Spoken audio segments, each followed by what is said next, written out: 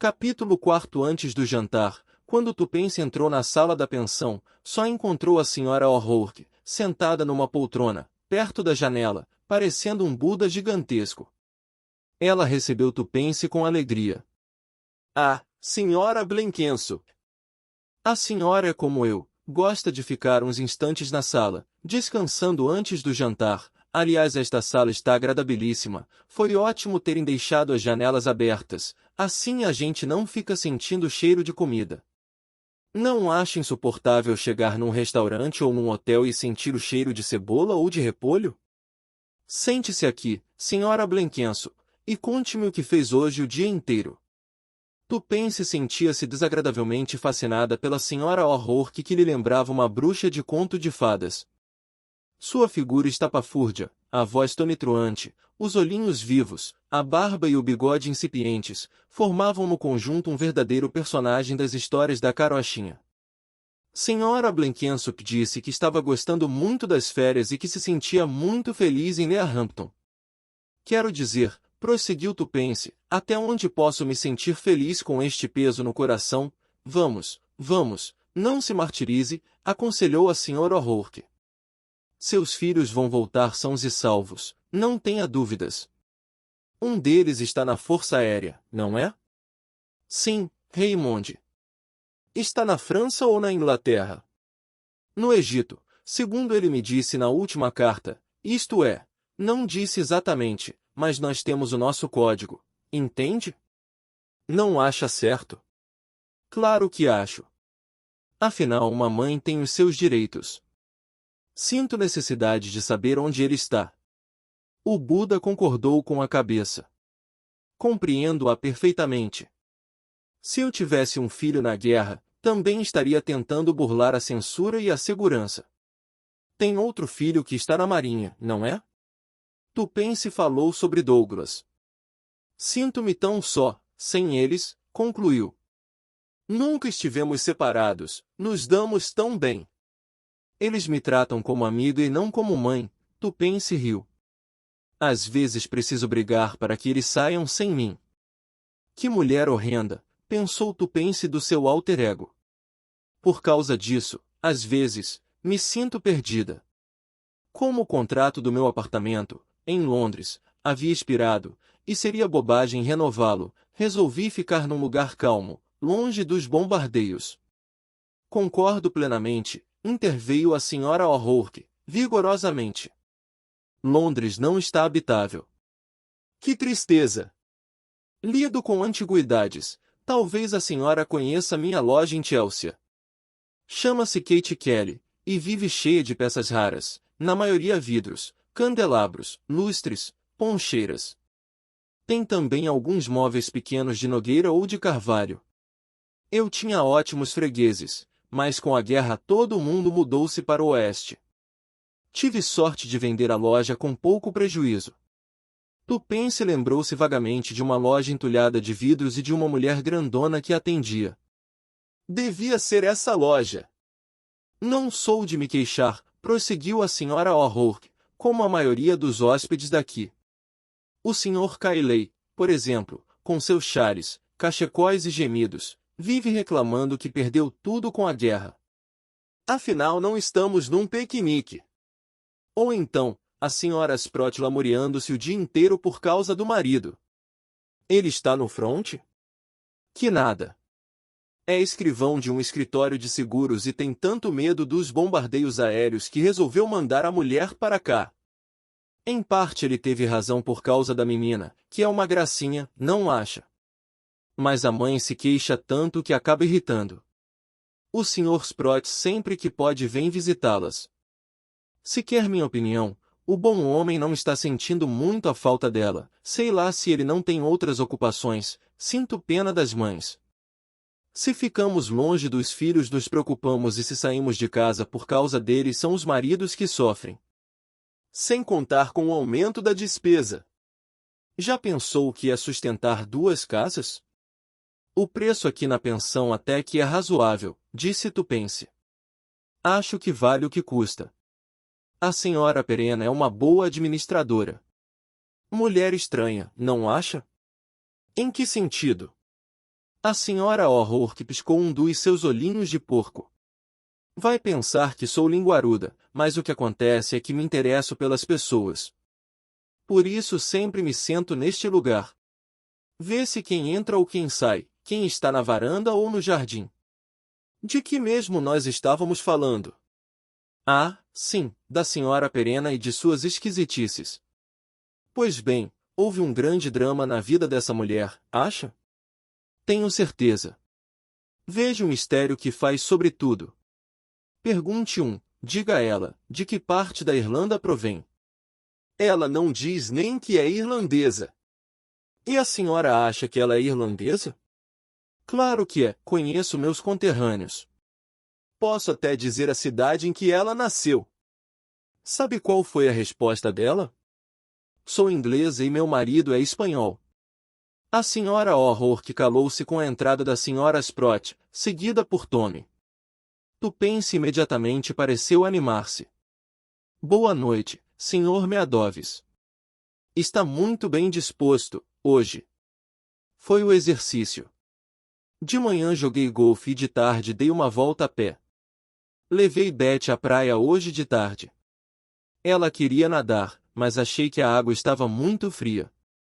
Enquanto construíamos um castelo de areia, apareceu um cachorro que mordeu meu tricô e espalhou meu novelo de lã pela praia inteira.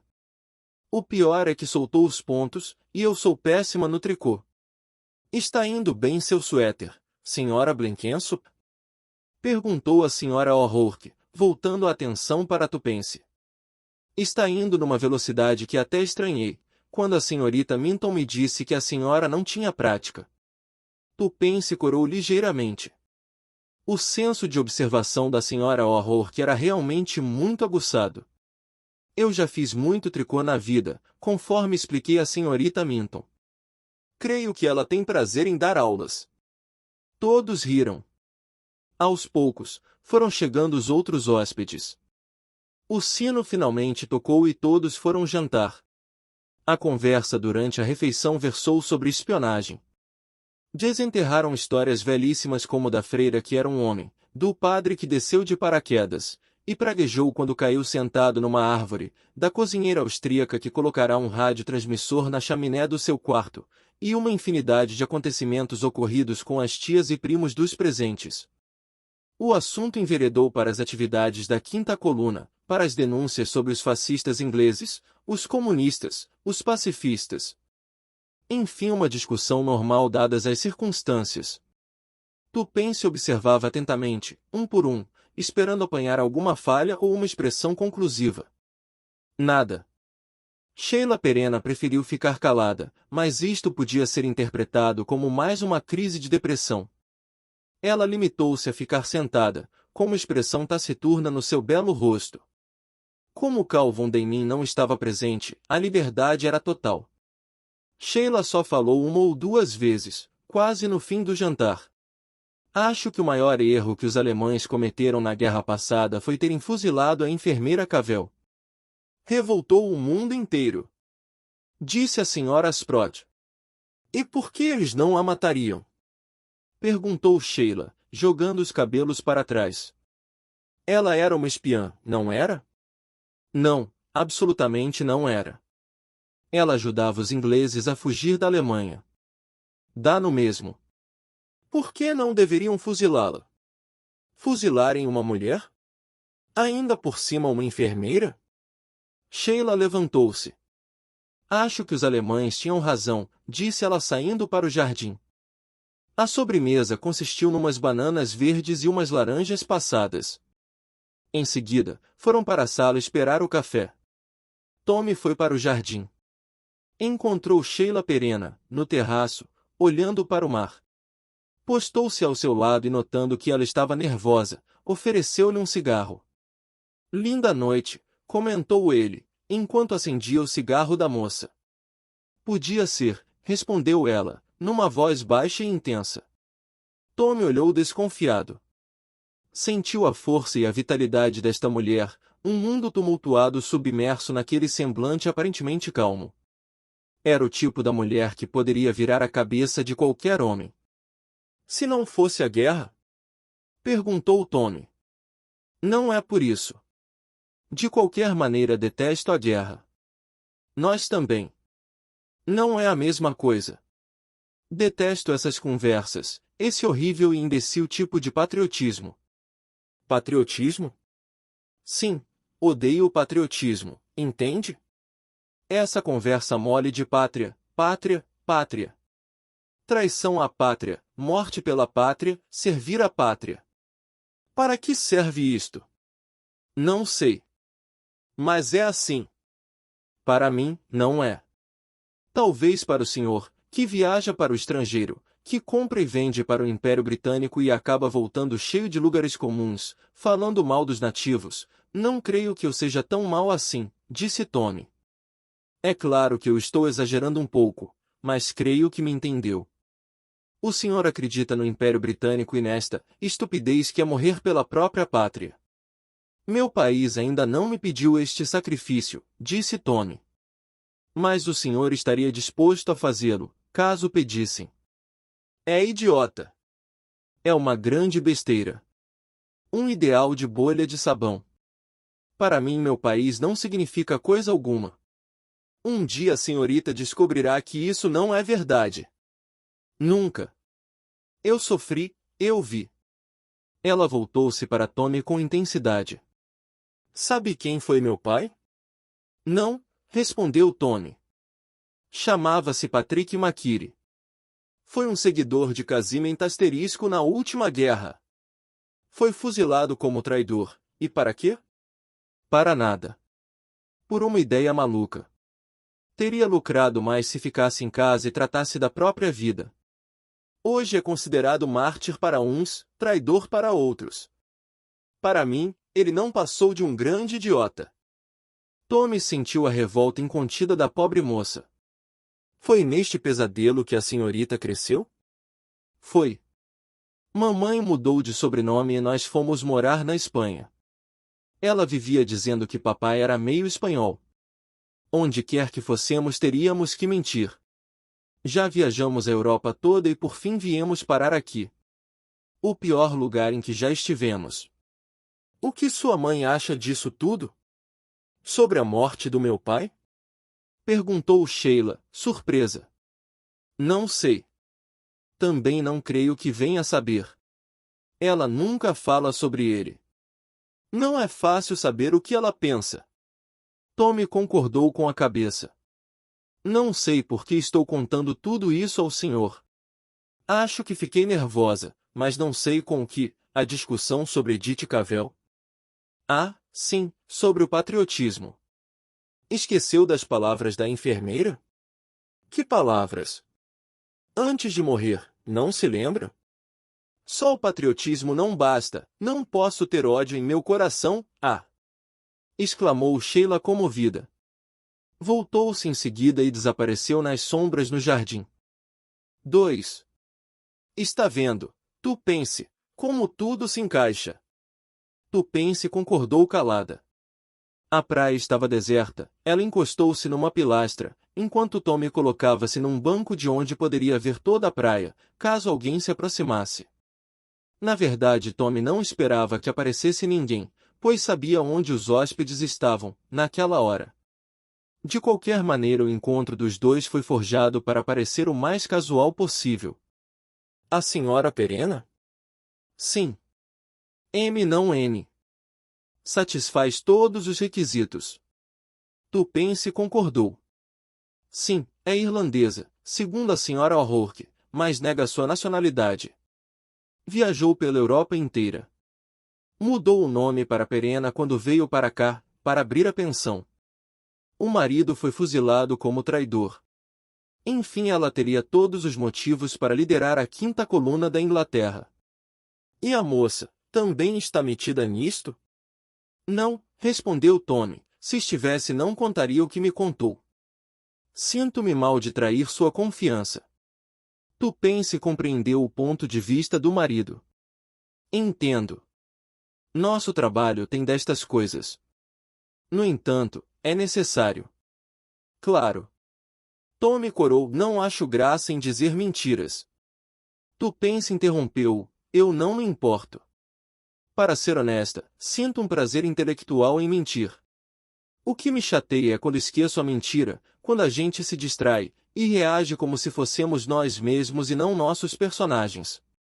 Foi o que aconteceu com você, ontem à noite. Reagiu com a moça com sua empatia e não a do Sr. Meadoves, por isso se sente mal agora. Acho que tem razão, tu pense. Sei que tenho. Porque tive a mesma experiência com o rapaz alemão. Que acha dele? Não creio que esteja envolvido em espionagem, respondeu Tupense. Grant acha que pode haver uma possibilidade, Grant. Disse Tupense, noutro tom. Adoraria ver a reação dele quando você falou sobre mim. De qualquer maneira ele fez uma mente honorável. Você está empregada. Tupense sorriu distraidamente. Lembra-se da outra guerra, quando estávamos procurando o Sr. Brown. Lembra-se como nos divertimos? Em que estado de excitação vivíamos? Se me lembro. Concordou Tommy, rindo. Tommy, por que não é mais tão divertido? Ele pensou sobre o assunto com seriedade. Acho que é uma questão de idade. Não acredito. Só acho que desta vez não será tão divertido. É igual de várias maneiras, mas falta qualquer coisa. Lembre-se de que esta é a segunda guerra em que tomamos parte. É mesmo. Já vimos a dor e o desperdício, e o horror.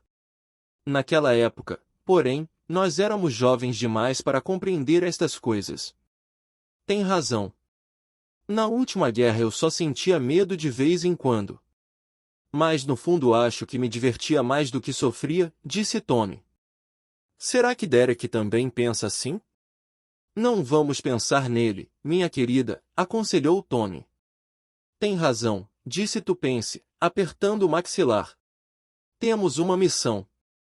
E vamos cumpri-la. Bem, você acha que descobrimos o que estávamos procurando? Pelo menos, a senhora Perena é a mais forte candidata. Existe outra pessoa de quem você suspeite? Tupense refletiu por uns instantes. Não. Assim que cheguei, minha primeira preocupação foi reunir todos os hóspedes e selecionar as possibilidades de cada um. Tem alguns que realmente seriam impossíveis. Por exemplo, a senhorita Minton, a perfeita e típica solteirona inglesa, a senhora Sprott e a filha, e a estúpida senhora Cayley. A estupidez pode ser um embuste. Sim. Mas a solteirona metódica e a mãe distraída são papéis de composição que facilmente podem descambar para a caricatura. Não deve haver no mundo mulheres tão estúpidas quanto aparentam. Já notei que o fato de ser uma esposa dedicada faz a mulher ficar imbecilizada, comentou Tommy. E onde descobriu isso? Perguntou Tupense. Não foi com você, minha cara. Você nunca foi tão dedicada. Você também não é muito fiteiro quando fica doente. Tommy voltou ao estudo dos possíveis espiões.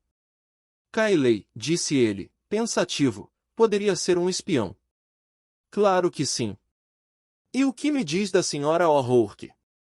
Que acha dela? Não sei. Ela me perturba. Tão rimbombante. Concordo.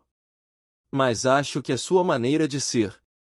Tupense falou pausadamente. Ela repara nas coisas, disse por fim, pensando certamente no comentário da senhora O'Rourke sobre o seu tricô. E Bletchley? Perguntou Tommy. Mal conversei com ele. É mais um problema seu. Acho que não passa de um militar reacionário.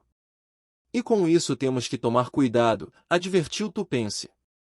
O pior deste negócio é que nós passamos a encarar as pessoas mais banais sob um ângulo absolutamente mórbido. Tentei algumas coisas com Bletchley, disse Tommy. Que coisas? Tenho também umas ideias que gostaria de pôr em prática. Armadilhas? Sobre lugares e datas, deste tipo, será que você concederia o favor de passar do geral para o particular, sendo um pouco mais específico? Bem, estamos conversando sobre caça de patos.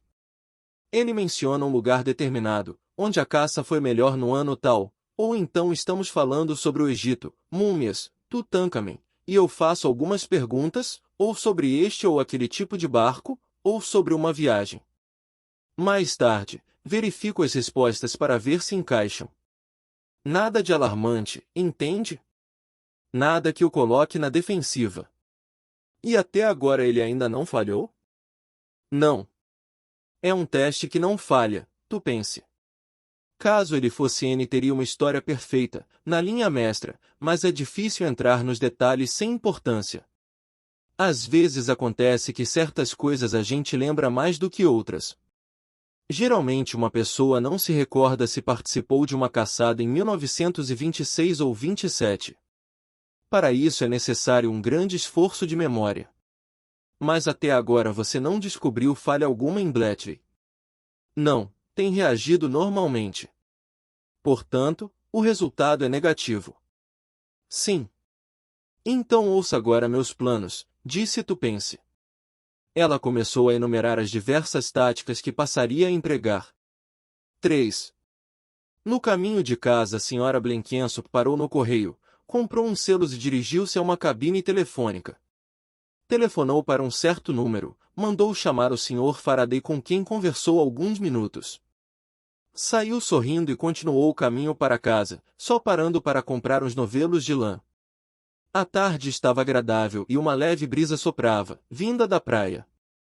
Tupence refreou a energia natural, adotando um andar mais pesado e vagaroso que se adaptava melhor com a concepção que criará mentalmente da Sra. Blenkinsop, isto é, uma senhora mais ou menos desocupada que só sabia tricotar, mal, e escrever cartas para os filhos. Ela vivia escrevendo e recebendo cartas dos 3 rapazes. Tupence subiu vagarosamente a colina que levava a Sans-Souci. Como não era uma rua de movimento, Tupence divertiu-se em ler os nomes das casas. Bela Vista, um nome nada verdadeiro para uma monstruosidade vitoriana de onde mal se podia ver o mar, Karate, a Torre de Shirley, Vista Marítima, desta vez, o nome se adaptava com a casa, Castelo de Clare, um nome um tanto grandiloquente para uma casinha térrea, Trelawney, uma pensão concorrente a Sans-Souci. Quando ia chegando, Tupence notou uma mulher, no portão, espiando a casa. Uma figura tensa e ao mesmo tempo vigilante. Quase sem sentir, Tupence caminhou mais devagar. Só foi vista quando estava quase chegando ao portão. A mulher tomou um susto ao ver Tupence. Era uma senhora mal vestida, com um rosto estranho. Não era jovem, talvez entre os 40 ou 50 anos, e o contraste das suas roupas com a sua atitude era muito grande.